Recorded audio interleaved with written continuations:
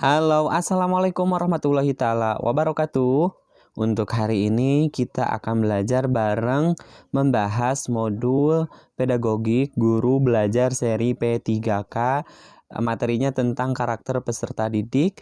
Ini adalah bahan untuk persiapan seleksi P3K di tahun 2020 ini. Baik, seperti biasa pada teman-teman, jangan lupa tekan tombol subscribe-nya, like juga komen dan boleh share kepada teman-temannya supaya kita semua bisa menebar manfaat yang lebih banyak lagi. Nah, dalam pembelajaran kedua ini yaitu tentang karakter peserta didik. Kalau pembelajaran pertama, modul pedagogik yaitu tentang teori belajar, sudah kami bahas di video sebelumnya. Bagi yang belum nonton video sebelumnya, silakan tonton video sebelumnya tentang teori belajar, guru belajar seri P3K. Nah, kalau yang kedua, yaitu pembahasannya atau pembelajarannya tentang karakter peserta didik. Ada kompetensi. Nah, kompetensi itu setelah mempelajari keseluruhan materi pada kegiatan belajar 2, diharapkan mampu menerapkan beragam karakteristik peserta didik sebagai pijakan dalam mendesain pembelajaran yang inovatif untuk mendukung tugas keprofesian sebagai pendidik yang mempesona, yang dilandasi sikap berwibawa, tegas, disiplin, penuh panggilan jiwa, serta dengan jiwa kesepenuhhatian dan kemurah hatian. Nah, itu kompetensi yang harus kita kuasai setelah kita mempelajari materi dari pembelajaran kedua ini tentang karakter peserta didik. Adapun indikator pencapaian kompetensi, untuk mendukung kompetensi yang diharapkan, yang pertama yaitu menjelaskan pengertian karakteristik peserta didik, yang kedua adalah menjelaskan pengertian kemampuan awal peserta didik, yang ketiga adalah menjelaskan ragam atau macam-macam karakteristik peserta didik. Nah, itu indikator pencapaian kompetensi yang harus kita kuasai atau yang harus kita pahami dalam pembelajaran yang kedua ini. Nah, langsung saja. Yang pertama, pengertian karakteristik peserta didik. Apa yang dimaksud dengan karakteristik peserta didik? Nah, apa itu karakteristik peserta didik? Karakteristik berasal dari kata karakter yang berarti ciri, tabiat, watak, dan kebiasaan yang dimiliki oleh seseorang yang sifatnya relatif tetap, ya. Karakteristik peserta didik dapat diartikan keseluruhan pola kelakuan atau kemampuan yang dimiliki peserta didik sebagai hasil dari pembawaan dan lingkungan sehingga menentukan aktivitasnya dalam mencapai cita-cita atau tujuannya, ya.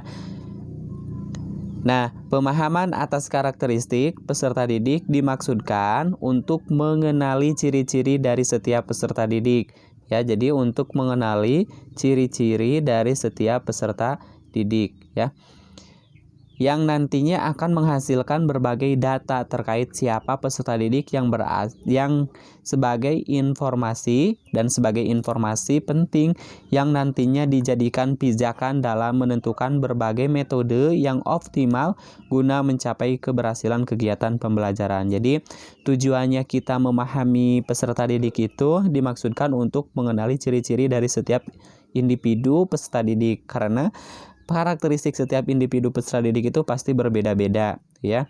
Dan ini untuk menghasilkan sebuah data atau berbagai data terkait siapa peserta didik dan sebagai informasi penting yang nantinya dijadikan pijakan untuk menentukan metode yang cocok untuk digunakan dalam kegiatan pembelajaran tersebut, yaitu untuk demi mencapai keberhasilan kegiatan pembelajaran. Nah, itu perlunya kita memahami karakter peserta didik. Yang kedua, pengertian kemampuan atau pengetahuan awal. Nah, apa yang dimaksud dengan kemampuan pengetahuan awal? Kemampuan awal atau entry behavior menurut Ali pada tahun 1984 halaman 54 merupakan keadaan. Nah, keadaan apa? Yaitu keadaan pengetahuan dan keterampilan yang harus dimiliki terlebih dahulu oleh peserta didik sebelum mempelajari pengetahuan atau keterampilan baru.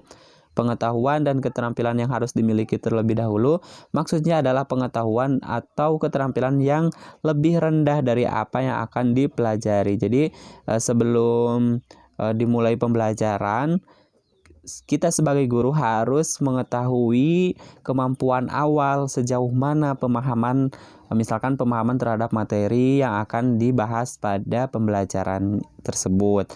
Nah, jadi keadaan pengetahuan dan keterampilannya itu yang dimiliki terlebih dahulu oleh peserta didik sebelum mempelajari pengetahuan atau keterampilan yang baru, ya seperti itu. Jadi perbedaannya adalah yang awal dengan yang akan dipelajari pada hari itu, pada saat pembelajaran, seperti itu ya. Nah, contohnya sebelum mempelajari tentang pembagian, maka siswa tersebut harus menguasai terlebih dahulu tentang konsep pengurangan.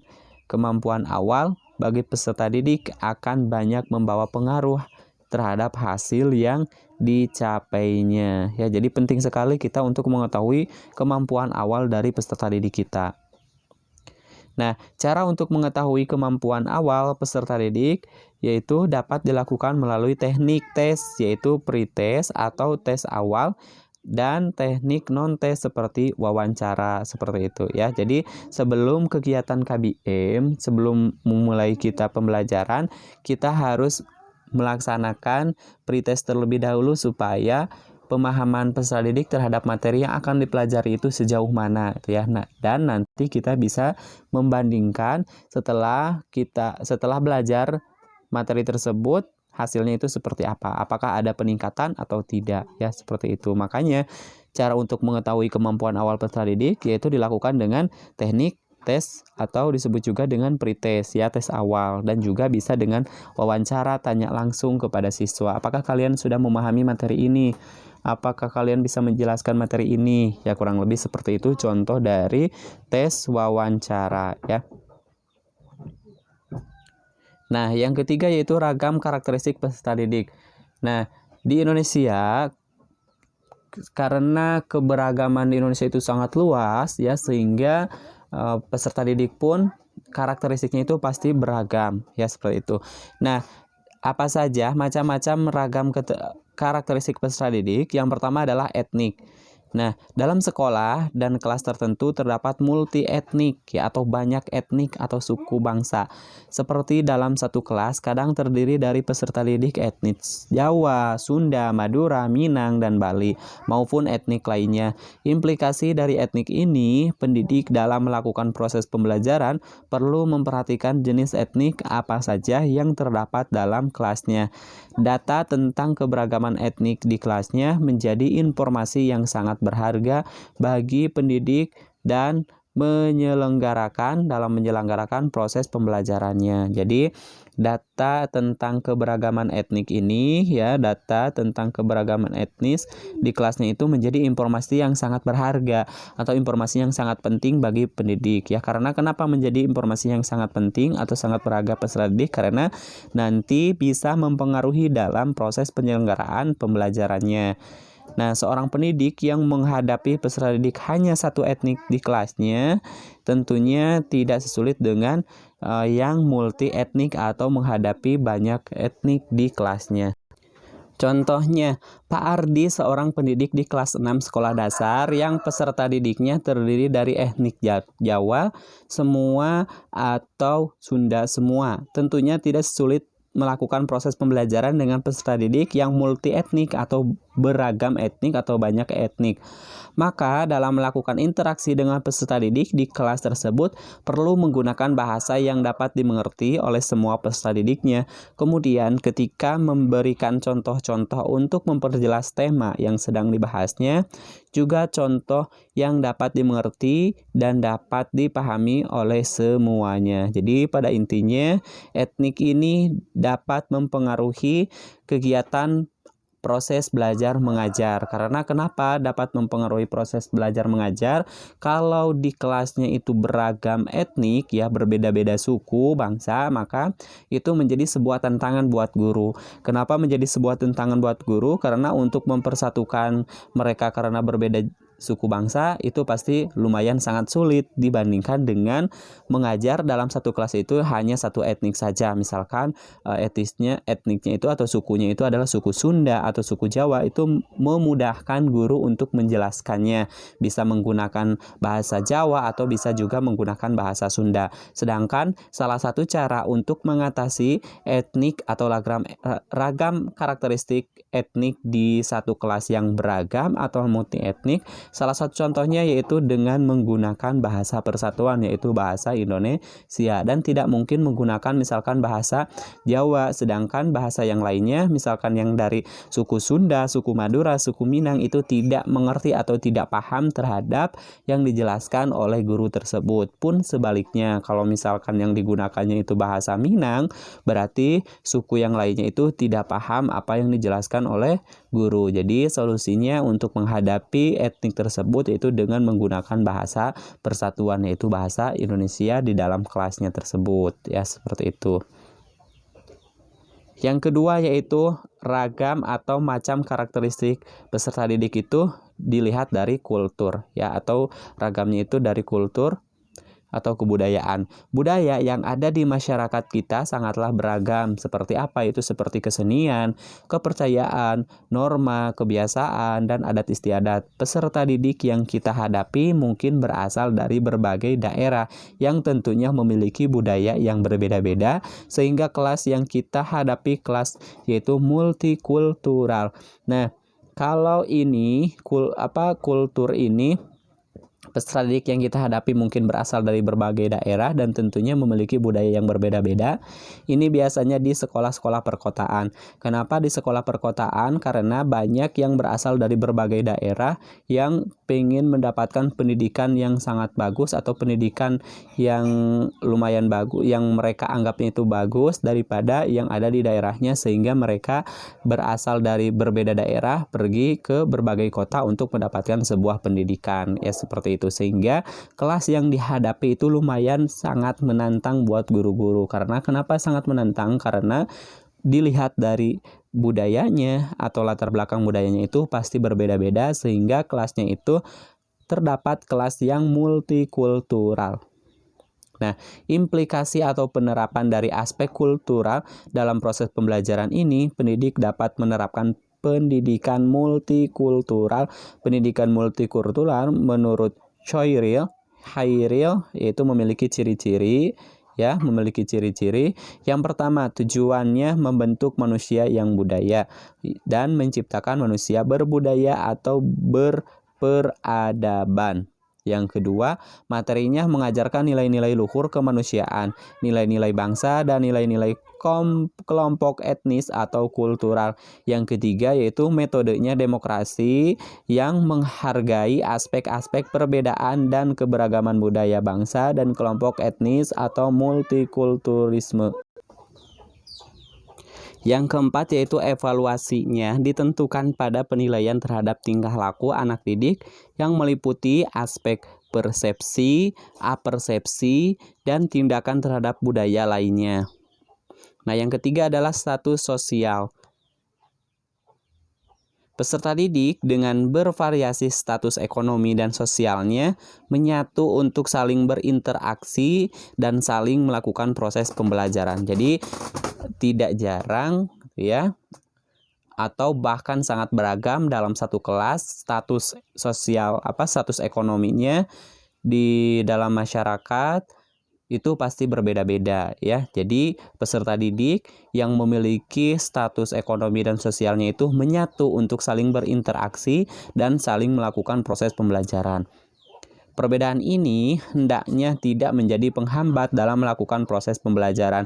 Namun tidak dapat dipungkiri kadang dijumpai status sosial ekonomi ini menjadi penghambat peserta didik dalam belajar secara kelompok. Implikasinya yaitu dengan adanya variasi status sosial ekonomi ini, pendidik tentu untuk mampu bertindak adil dan tidak diskriminatif. Jadi implikasi atau penerapan cara mengatasinya supaya tidak terjadi penghambat peserta didik dalam proses belajar secara kelompok, yaitu pendidik harus bertindak adil dan tidak diskriminatif atau tidak membeda-bedakan mana status sosialnya yang tinggi atau sosialnya itu yang rendah atau status sosialnya itu yang menengah.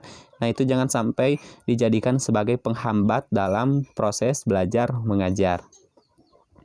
Contohnya, dalam proses pembelajaran pendidik, jangan sampai membeda-bedakan atau diskriminatif dalam memberikan pelayanan kepada peserta didiknya dan juga dalam memberikan tugas-tugasnya yang sekiranya mampu diselesaikan oleh semua peserta didik dengan latar belakang ekonomi sosial yang sangat beragam. Contohnya, seorang guru jangan memberikan tugas yang sangat mahal sehingga membutuhkan modal yang sangat besar juga yang dikeluarkan oleh peserta didik. Jadi harus disesuaikan dengan kemampuan dari peserta didik tersebut atau sesuai dengan kemampuan status ekonomi dan sosial dari peserta didik tersebut. Ya, seperti itu. Yang selanjutnya adalah minat. Nah, untuk mengetahui apakah peserta didik memiliki minat belajar yang tinggi atau tidak, sebenarnya dapat dilihat dari indikator minat itu sendiri. Indikator minat itu meliputi perasaan senang, ketertarikan peserta didik, perhatian dalam belajar, keterlibatan siswa dalam kegiatan pembelajaran, manfaat dan fungsi mata pelajaran. Agar diperoleh gambaran yang lebih jelas, maka akan diuraikan dalam paparan berikut. Nah, contohnya, peserta didik yang gemar dengan mata pelajaran matematika, maka peserta didik tersebut akan merasa bersemangat dan terus mempelajari ilmu yang berkaitan dengan matematika tanpa ada perasaan terpaksa dalam belajar ya. Jadi minat untuk belajar matematikanya itu sangat tinggi sekali sehingga dia merasa bersemangat dan terus mempelajari dan menggali yang berkaitan dengan ilmu matematika tanpa ada perasaan paksaan ya dalam belajar. Dan peserta didik yang memiliki minat dalam seni, musik, maka peserta didik tersebut akan memperhatikan ketika mendengar bunyi musik, bahkan gemar mendatangi konser-konser musik. Peserta didik merasa lebih mudah bersemangat dalam belajar jika diiringi dengan alunan musik. Nah, jadi minat itu dapat kita lihat dari beberapa indikatornya, baik itu perasaan senang, ketertarikan peserta didik terhadap materi pembelajaran, perhatian dalam belajar, keterlibatan siswa dalam kegiatan pembelajaran, terus juga manfaat dan fungsi mata pelajaran agar diperoleh gambaran yang lebih jelas. Ya, seperti itu. Maka contohnya adalah seperti peserta didik yang menyukai mata pelajaran matematika, terus juga peserta didik yang menyukai seni, dan banyak hal lainnya. Kita harus bisa menggali dari minat peserta didik tersebut, ya, seperti itu. Yang selanjutnya adalah perkembangan kognitif. Tingkat perkembangan kognitif yang dimiliki peserta didik akan mempengaruhi guru dalam memilih dan menggunakan pendekatan pembelajaran, metode, media, dan jenis evaluasi. Jadi maksudnya gini, mempelajari guru dalam memilih dan menggunakan pendekatan pembelajaran, metode, media, dan jenis evaluasi. Jadi metode atau media yang digunakan untuk anak PAUD atau TK itu pasti berbeda dengan metode yang digunakan dengan anak SMP, ya seperti itu, ataupun bahkan dengan anak SMA. Jadi anak SD pasti berbeda metode dan media juga jenis evaluasinya yang digunakan dengan anak SMA seperti itu. Jadi tingkat perkembangan kognitifnya itu harus bisa disesuaikan dengan tingkat usia peserta didik ya. Yang selanjutnya adalah gaya belajar. Gaya belajar adalah cara yang cenderung dipilih atau digunakan oleh peserta didik dalam menerima, mengatur, dan memproses informasi atau pesan dari komunikator atau pemberi informasi. Siapa yang pemberi informasi atau dari komunikator, yaitu guru. Gaya belajar peserta didik merupakan hal yang penting untuk diperhatikan dalam melakukan proses pembelajaran. Karena kenapa penting? Karena dapat mempengaruhi proses dan hasil belajarnya. Gaya belajar itu dapat dikelompokkan menjadi 3, ada visual, auditif, dan kinestetik. Nah, jadi gaya belajar ini guru harus memahami gaya belajar dari peserta didiknya itu, dari setiap peserta didiknya, seperti itu, supaya bisa mempengaruhi proses dan hasil belajarnya. Nah, yang selanjutnya adalah motivasi. Motivasi yang tinggi dari peserta didik dapat mengingatkan atau menggiatkan aktivitas belajarnya. Ya, jadi seseorang memiliki motivasi tinggi atau tidak dalam belajarnya dapat terlihat dari 3 hal ini. Yang pertama adalah kualitas keterlibatannya, yang kedua adalah perasaan dan keterlibatan afektif peserta didik. Yang ketiga adalah upaya peserta didik untuk senantiasa memelihara atau menjaga motivasi yang tinggi. Nah, kita sebagai guru di abad 21 ini harus bisa memotivasi, harus bisa mendorong peserta didik supaya mau untuk belajar ya, supaya senang untuk belajar ya. Jangan sampai peserta didik itu menjadi musuh untuk kita, tapi dijadikan sebagai teman belajar seperti itu ya. Jadi kita sebagai guru di abad 21 ini harus mampu memotivasi peserta didik supaya senantiasa untuk terus selalu belajar. Yang selanjutnya adalah perkembangan emosi. Emosi sangat berperan dalam membantu mempercepat atau justru memperlambat proses pembelajaran. Emosi juga berperan untuk membantu proses pembelajaran tersebut menyenangkan atau bermakna. Ya, jadi dengan adanya emosi ini bisa berperan atau membantu proses pembelajaran itu bisa menyenangkan atau juga bermakna. Nah, menurut Gulman ya, dalam Sugihartono tahun 2013 halaman 21 menyatakan bahwa tanpa keterlibatan emosi, kegiatan saraf otak kurang mampu atau meretakkan pelajaran dan ingatan. Suasana emosi yang positif atau menyenangkan atau tidak menyenangkan membawa pengaruh dan cara kerja struktur otak manusia dan akan berpengaruh pula pada proses dan hasil belajarnya ya, seperti itu. Nah, atas dasar hal ini, pendidik dalam melakukan proses pembelajaran perlu membawa suasana emosi yang senang atau gembira dan tidak memberi rasa takut kepada peserta didik. Untuk itu, bisa dilakukan dengan model pembelajaran yang menyenangkan atau enjoy learning, belajar melalui permainan, misalnya belajar melalui bermain monopoli, pembelajaran, ular tangga pembelajaran, kartu kuartit pembelajaran, dan media sejenisnya. Jadi supaya bisa menumbuhkan emosi dalam pembelajaran. Jadi salah satu upayanya guru yaitu bisa dengan menggunakan model pembelajaran yang sangat menyenangkan. Nah, tentunya model pembelajaran ini disesuaikan dengan tingkat pendidikan peserta didik. Misalkan usia peserta didik misalkan SD, harus menggunakan model pembelajaran yang cocok dengan usia SD, pun dengan usia SMP atau dengan usia SMA harus cocok dengan usia mereka, seperti itu. Nah, yang selanjutnya adalah perkembangan sosial. Perkembangan sosial peserta didik merupakan kemampuan peserta didik untuk menyelesaikan atau untuk menyesuaikan dirinya terhadap norma-norma dan tradisi yang berlaku pada kelompok atau masyarakat. Kemampuan untuk saling berkomunikasi dan kerjasama.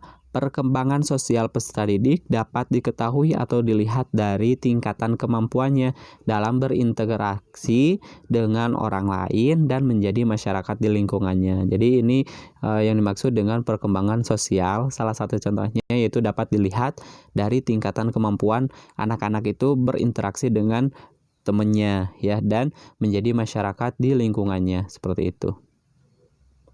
Yang selanjutnya adalah perkembangan moral dan spiritual. Upaya yang dapat dilakukan peserta didik atau upaya yang dapat dilakukan pendidik untuk mengembangkan sikap religius antara lain yaitu dengan yang pertama ya, pendidik itu bisa menerapkan metode keteladanan.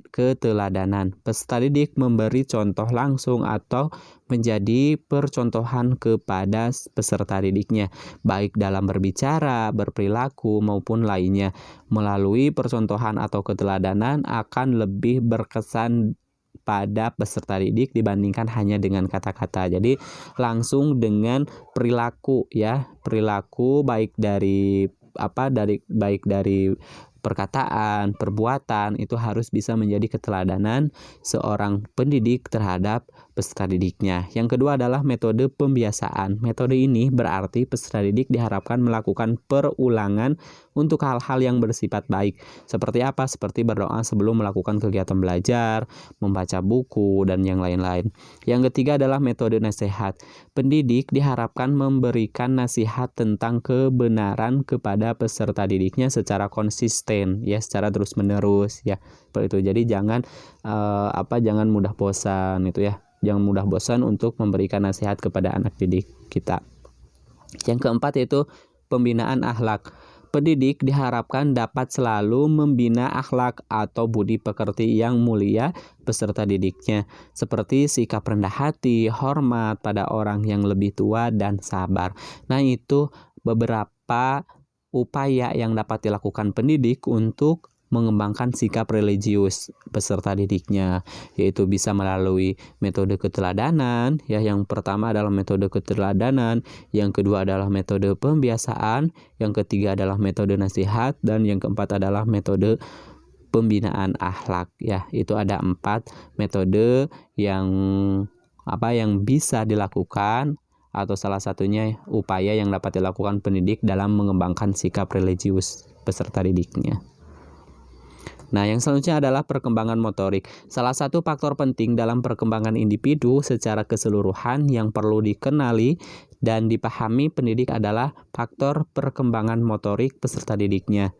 Perkembangan motorik menurut Hurlock diartikan perkembangan gerakan jasmani, ya, melalui kegiatan pusat saraf, urat syaraf, dan otot yang terkoordinasi. Perkembangan motorik merupakan proses yang sejalan dengan bertambahnya usia secara bertahap dan berkesinambungan, di mana gerakan individu meningkat dari keadaan sederhana, tidak terorganisir, dan tidak terampil ke arah penguasaan keterampilan motorik yang kompleks dan terorganisir dengan baik.